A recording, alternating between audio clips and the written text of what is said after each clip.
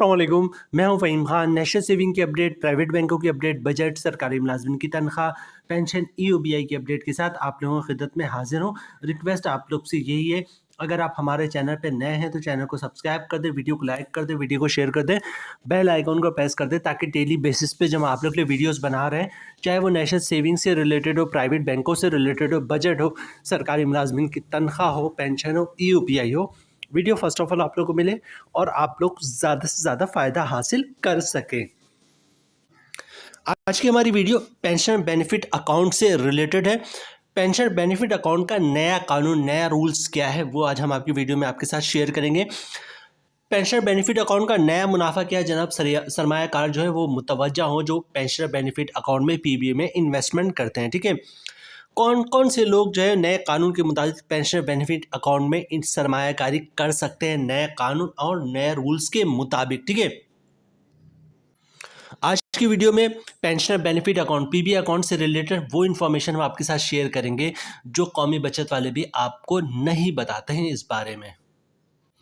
सबसे पहले बात करते हैं जनाब, पेंशनर बेनिफिट अकाउंट पीबी जो है वो किन लोगों के लिए है, कौन लोग सरमायाकारी कर सकते हैं पेंशन बेनिफिट अकाउंट में नए कानून और रूल्स के मुताबिक। अच्छा, ये पॉइंट बहुत इंपॉर्टेंट, इसको गौर से सुनिएगा। फेडरल गवर्नमेंट पेंशनर्स वो इसमें इन्वेस्टमेंट कर सकते हैं, प्रोविजनल गवर्नमेंट पेंशनर्स वो भी इसमें इन्वेस्टमेंट कर सकते हैं, government of Azad Jammu Kashmir pensioners वो भी इसमें जो है वो सरमायाकारी कर सकते हैं, आर्म फोर्सेस पेंशनर्स वो भी इसमें सरमायाकारी कर सकते हैं, semi government and autonomous bodies जो है वो भी जो है पेंशन बेनिफिट अकाउंट में सरमायाकारी कर सकते हैं। और वो शख्स जिसको पेंशन मिलती हो गवर्नमेंट की तरफ से, जो ऊपर मैंने बताया आपको, अगर उसका इंतकाल हो जाए तो उसके बिहाफ पे फैमिली में जिसको पेंशन मिलती है वो भी फैमिली पेंशन बेनिफिट अकाउंट में सरमायाकारी कर सकता है या कर सकती है। अच्छा, अब बात करते हैं जनाब अकाउंट खुलवाने का तरीका। मतलब कोई शख्स अभी रिसेंटली रिटायर हुआ है और रिटायरमेंट के उसको पैसे मिले हैं, ठीक है, या फिर उसने गोल्डन हैंड शेक लिया हुआ, सेपरेशन स्कीम लिया, वॉलंटरी स्कीम के तहत जॉब छोड़ी हो, ठीक है, गवर्नमेंट एम्प्लॉयज़ हो जिसकी डिटेल्स मैंने आपको बताया कि फेडरल गवर्नमेंट हो या पेंशन प्रोविजनल गवर्नमेंट हो, सेमी गवर्नमेंट हो, तो इसके एम्प्लॉयज़ को अगर पैसे मिलते हैं या रिटायर होता है या फिर जो है सेपरेशन स्कीम, वॉलंटरी स्कीम के तहत जॉब छोड़ती है, तो उसको अगर वो कौमी बचत में अपना अकाउंट खुलवाने जाता है तो उसको क्या डॉक्यूमेंट्स रिक्वायर्ड होती हैं, किस तरह वो अपना अकाउंट खुलवा सकता है नए कानून और नए रूल्स के मुताबिक। ठीक है, एक शख्स जो है जिसको पेंशन मिल रही है वो एक ही अकाउंट खुलवा सकता है कौमी बचत में। ठीक है, क्या करना पड़ेगा जनाब? सिंपली ये शनाख्ती कार्ड की कॉपी लेके जाए कौमी बचत, और ओरिजिनल शनाख्ती कार्ड आपने दिखाना होता है अकाउंट खुलवाने के लिए। ठीक है, अच्छा, उसके अलावा जो है बहुत सिंपल सा उनका अकाउंट ओपनिंग फॉर्म होता है, उसको फिलअप कर दीजिएगा। अकाउंट खुलवाने के लिए साइन कर दीजिएगा, उसमें जो भी डिटेल्स होती है, नाम, शनाख्ती कार्ड वगैरह, एड्रेस वगैरह, वो इनपुट कर देगा। अच्छा, इनकम प्रूफ मांगेंगे वो आपके जनाब, आप सबूत दें कि जो है आप पेंशनर्स हैं, तो उसमें आप क्या दे सकते हैं? पेंशन पेंशन बुक की जो कॉपी होती है या पेंशन स्लिप की जो कॉपी होती है, जो हर महीने पेंशन आता है, उसकी कॉपी आप दे सकते हैं। ठीक है, अच्छा, उसके अलावा अगर किसी ने जो है वो सेपरेशन स्कीम के तहत, गोल्डन हैंड शेक के तहत या वॉलंटरी स्कीम के तहत जॉब छोड़ी है, ठीक है, तो उसकी कॉपी दे सकता है कि जनाब ये भी वो भी इनकम प्रूफ है। तो बहुत ही सिंपल है, शनाख्ती कार्ड की कॉपी दे दें, ओरिजिनल शनाख्ती कार्ड दिखा दें, फॉर्म पे साइन करके दे दें, फॉर्म फिलअप करके साइन करके दे दें, और पेंशन स्लिप की कॉपी या गोल्डन हैंड चेक की कॉपी या सेपरेशन स्कीम की कॉपी या वॉलंटरी स्कीम की कॉपी जो है वो दे दें, या ऐसी कोई इनकम प्रूफ दे दें जिससे पता चलता है कि जनाब आप गवर्नमेंट एम्प्लॉयज़ थे और आपकी पेंशन आती है, और सिंपल आपका अकाउंट खुल जाएगा। अच्छा, अकाउंट खुलवाने के बाद डिपॉजिट का क्या सिलसिला होगा? बहुत ही सिंपल है जनाब, कैश काउंटर पे जाएंगे आप। अगर आप अकाउंट खुलवाने के बाद कैश पैसे देके जो है वो सरमायाकारी करना चाहते हैं पेंशन बेनिफिट अकाउंट में, तो कैश दे दें, या फिर चेक जमा करवा दें कैश काउंटर पे, जिसकी आपको स्लिप देगा वो कि आपने चेक जमा किया, या पे ऑर्डर बनवा के दे दें, बैंक का चेक दे दें, डिमांड ड्राफ्ट दे दें। ठीक है, मतलब कैश देके, चेक देके, बैंक का चेक, डिमांड ड्राफ्ट, पे ऑर्डर दे के जो है वो आप पेंशन बेनिफिट अकाउंट में सरमायाकारी कर सकते हैं। अच्छा, नेक्स्ट बात करते हैं जनाब सरमायाकारी के हद, कितना जो है एक सरमायाकार जो है पेंशन बेनिफिट अकाउंट में इन्वेस्टमेंट करना चाहता है। मतलब पेंशनर है और उसको पैसे अच्छे खासे मिले, अच्छी पोस्ट पे था, या बहरहाल सेपरेशन स्कीम के तहत अच्छी ऑफर हुई हो, तो वो कितनी इन्वेस्टमेंट कर सकता है? कम से कम जो है वो 10,000 की सरमायाकारी कर सकता है पेंशनर, ठीक है। और ज़्यादा से ज़्यादा 75 लाख रुपये, इसमें कंडीशन है जनाब, कम से कम 10 लाख रुपये है और ज़्यादा से ज़्यादा 75 लाख रुपये जो है वो आप इसमें इन्वेस्टमेंट कर सकते हैं, सरमायाकारी कर सकते हैं पेंशन बेनिफिट अकाउंट में, नए कानून और नए रूल्स के मुताबिक। पहले तो ये बहुत ही कम होता था जनाब, 30 लाख था, फिर 50 लाख हुआ, अब कम से कम 75 लाख रुपये तक ये पहुँच गया है। अच्छा, मैच्योरिटी की बात करें जनाब कि पेंशन बेनिफिट अकाउंट में आप कितने अरसे के लिए जो है वो सरमायाकारी कर सकते हैं, ठीक है। तो इसकी जो टेनर होता है, मतलब मैच्योरिटी होती है वो 10 साल के लिए। तो मतलब आज आपने इन्वेस्ट किया है तो 10 साल तक जो है हर महीने आपको उसका मुनाफा ले सकते हैं और 10 साल के बाद वो मैच्योर्ड हो जाएगा। आपने पेंशन बेनिफिट अकाउंट में दोबारा इन्वेस्टमेंट करनी पड़ेगी बिल्कुल इस नए तरीके से, ठीक है। और फिर 10 साल के लिए मज़ीद पैसे रखवा सकते हैं। अच्छा, मुनाफा कब कब मिलता है आपको? इसका मुनाफा जो है हर महीने के हिसाब से मिल रहा होता है। अच्छा, दूसरी बात कर लें कि मुनाफ़ा कितना मिल रहा है आजकल।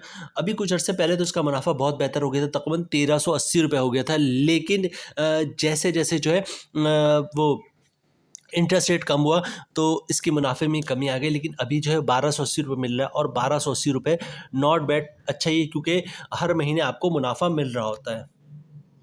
अच्छा, चूँकि इसका मुनाफा हर महीने मिल रहा होता है तो हम इस पे कंपाउंड प्रॉफिट भी हासिल कर सकते हैं, वो भी वीडियो का हिस्सा होगा, आगे चल के मैं आप लोगों के साथ शेयर करूँगा।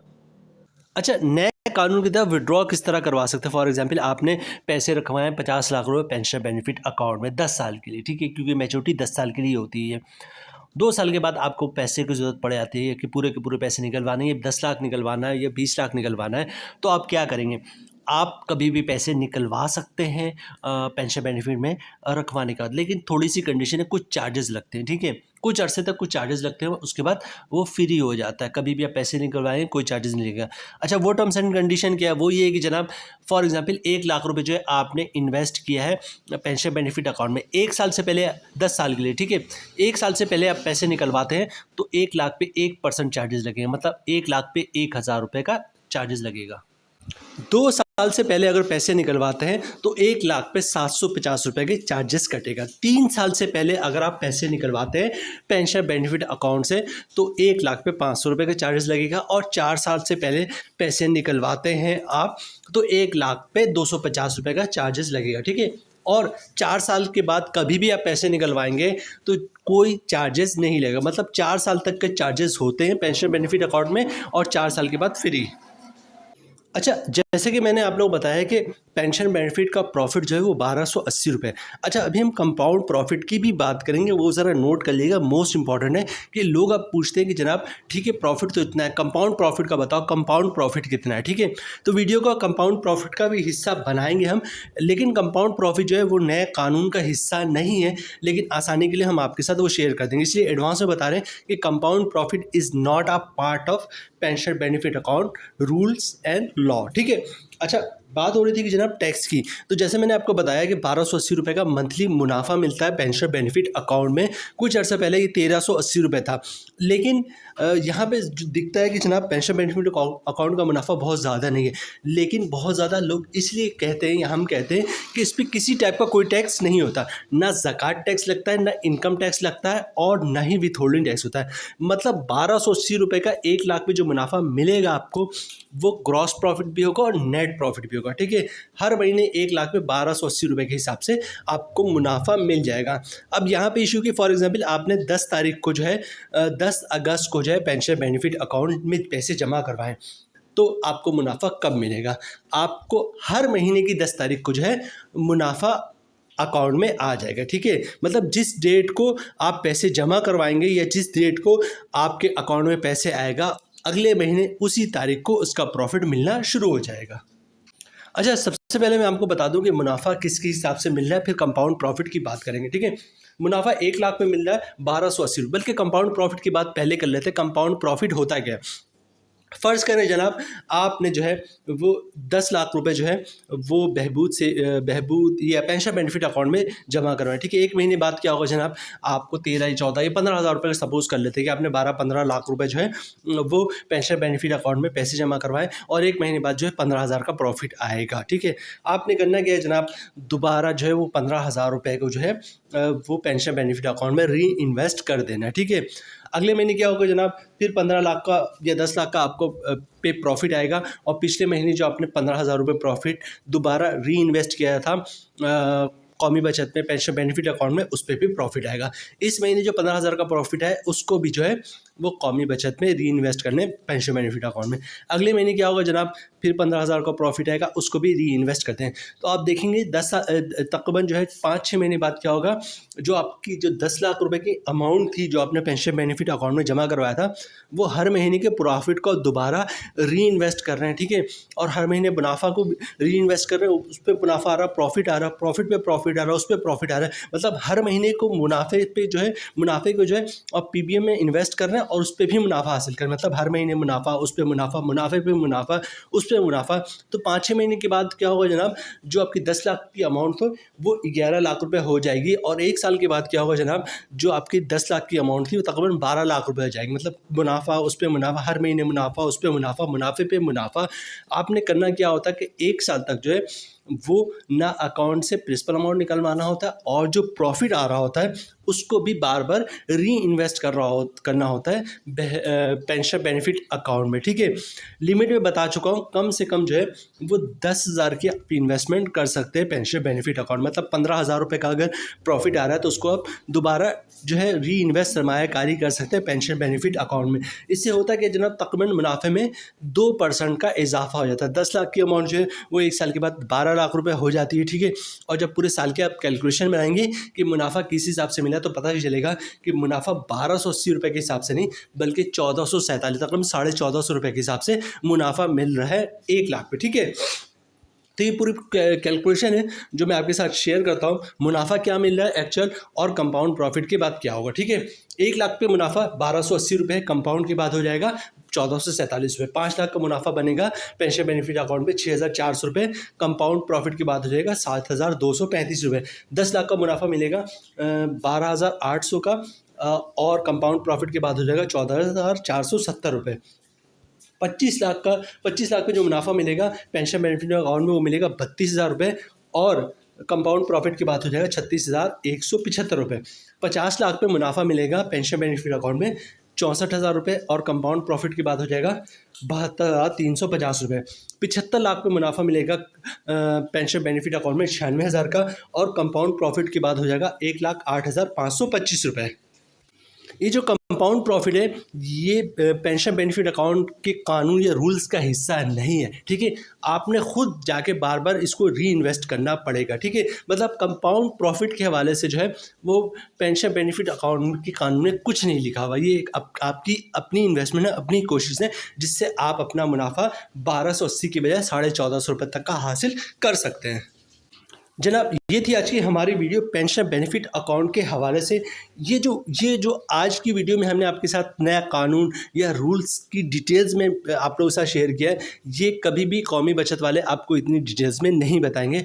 और बाज़ औक़ात तो ये भी होता है कि जनाब इतनी डिटेल्स में कौमी बचत वालों को खुद भी नहीं पता होता, ठीक है। तो जनाब ये थी आज की हमारी वीडियो पेंशन बेनिफिट अकाउंट से रिलेटेड डिटेल्स में हमने जो नया कानून है, रूल्स है, उसके मुताबिक आप लोगों के साथ तमाम इन्फॉर्मेशन शेयर की। उम्मीद है वीडियो आप लोगों को पसंद आई होगी। रिक्वेस्ट आप लोग से यही है, अगर आप हमारे चैनल पर नए हैं तो चैनल को सब्सक्राइब कर दें, वीडियो को लाइक कर दें, वीडियो को शेयर कर दें, बेल आइकन को प्रेस कर दें ताकि डेली बेसिस पे जब आप लोग के वीडियोस बना रहे हैं, चाहे वो नेशनल सेविंग से रिलेटेड हो, प्राइवेट बैंकों से रिलेटेड हो, बजट हो, सरकारी मुलाजमीन की तनख्वाह हो, पेंशन हो, EOBI हो, वीडियो फर्स्ट ऑफ ऑल आप लोगों को मिले और आप लोग ज़्यादा से ज़्यादा फ़ायदा हासिल कर सकें। मिलते हैं नेक्स्ट वीडियो में इंशाल्लाह, तब तक के लिए अल्लाह हाफिज़।